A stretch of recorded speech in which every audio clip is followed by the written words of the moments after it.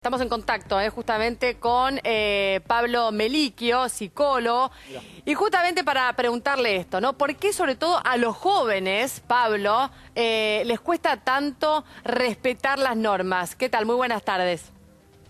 Hola, buenas tardes, ¿cómo están? Bien, muy bien. Pablo, bueno, la primera pregunta es Bueno, esta, ¿no? sí, Tiene que ver con sí, eso. Digo, ¿por qué a los sí. jóvenes en general les cuesta tanto respetar las normas?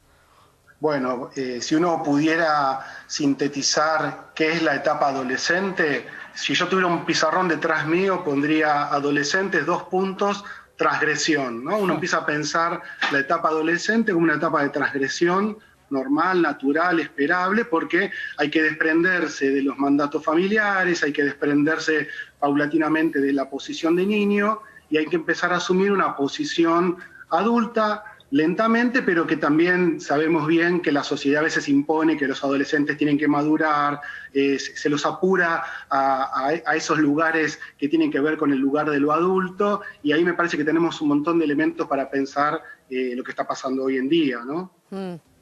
Pablo, ¿y qué efectos adversos le puede llegar a generar o provocar a los jóvenes, teniendo en cuenta después que venimos tantos meses de encierro, ¿no? Y muchos de ellos también sin colegios, digo, sin la parte social. Sí, las dos etapas más vulnerables durante el 2020 fueron las viejas y los viejos, básicamente porque contagio implicaba posibilidad de muerte efectiva, real, como ha sucedido, y las y los adolescentes porque quedarse dentro de las casas va en contra de la necesidad de lo que nos llamamos la exogamia, ¿no? Las y los adolescentes tienen que empezar a conquistar el mundo externo, desprenderse de los padres, experimentar la vida en el afuera, la sexualidad, las identificaciones con los pares. Sabemos bien, aquellos que ya hace rato, en mi caso, dejé la adolescencia detrás, pero cualquiera que haya pasado por la adolescencia tiene más deseos de estar fuera que dentro de las casas. Así que lo que estuvo pasando durante la pandemia es algunos cuadros depresivos, muchos síntomas de angustia y de trastornos de ansiedad y por sobre todas las cosas muchísimo aislamiento. Si bien todos y todas tuvimos que estar dentro de nuestras casas, los adolescentes hicieron un mundo dentro de un mundo y se refugiaron más en el campo virtual, se quedaron más encerrados en sus habitaciones y por lo menos en lo que yo pude experimentar en el consultorio y dialogando con otros colegas, cuando había encuentros familiares, estaban muchas veces tenidos de cierta tensión. Pablo, ¿cómo influye en el aspecto psicológico también que constantemente se mencione, por ejemplo, la palabra muerte? No solamente en los jóvenes, ¿no? Porque uno la escucha y dice, bueno, quiero ir a vivir la vida, y el coronavirus todavía no terminó. Bueno, me parece que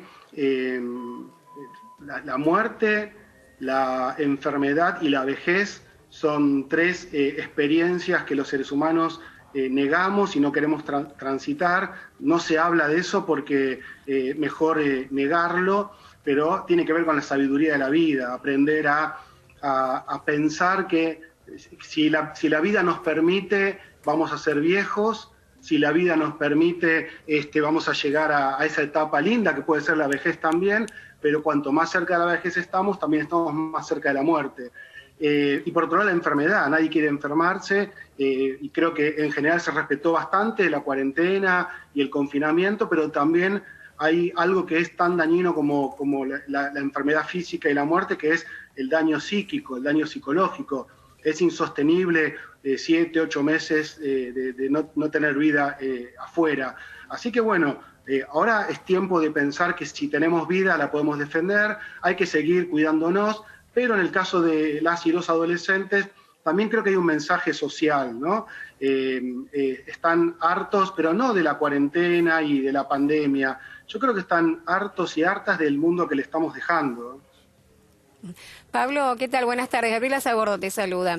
Te quería preguntar, Hola, las autoridades sanitarias recomendaron que las familias hablaran con los adolescentes, con los jóvenes sobre este tema, que les recomendaran, que negociaran en cierta forma esta situación. Pero ¿cómo se hace eso? Es bastante difícil hacerlo con los adolescentes. Sí, es bastante difícil cuando no se tuvo diálogos previos. A mí me parece que a veces los adultos, las mamás, los papás, quieren hablar con sus hijas e hijos cuando tienen que retarlos o cuando quieren hablar de temas como de la sexualidad. Y eso es un poco forzado. Yo creo que hay llegada en nuestros adolescentes si previamente compartimos tiempo y podemos mirar una serie y podemos ir a caminar y podemos charlar de la vida cotidiana. Entonces, en un contexto donde ya funciona el diálogo, es más fácil decir, che, mira, me parece que está saliendo mucho, vamos a cuidarnos un poco más, porque quizás a vos no te pasa nada, pero a nosotros los papás sí corremos algún riesgo, ni hablar los abuelos y las abuelas. Así que me parece que la dificultad del diálogo es un tema que está sucediendo ya hace muchísimos años. No hay encuentros potables, no hay encuentros sostenidos y por lo tanto no hay diálogo. Yo creo que cada familia termina siendo pequeñas burbujas e incluso yo insisto en otros tiempos, fuera de la pandemia, que por favor el almuerzo y la cena no estén los televisores encendidos, no estén los celulares, no hay ninguna urgencia de contestar a una red social o a un WhatsApp. Y no es solamente los adolescentes y las adolescentes, son también los padres, y la mamá, el papá están con los teléfonos en la mesa. Entonces, ahí creo que hay que repensar, y para esto nos sirve la pandemia, ¿no? Repensar cómo estamos funcionando con nuestros hijos, con nuestras hijas. Y no olvidemos que las y los adolescentes también, de hace poco se cumplió un nuevo aniversario de Cromañón. También estos chicos y estas chicas fueron o por lo menos hace más de 40 años, fueron víctimas del terrorismo de Estado, claro, Pablo, fueron también a Malvinas. Entonces la adolescencia también se construye y destruye de acuerdo a intereses políticos también. Claro. Pablo, apelo a tu brevedad porque tenemos que actualizar los títulos.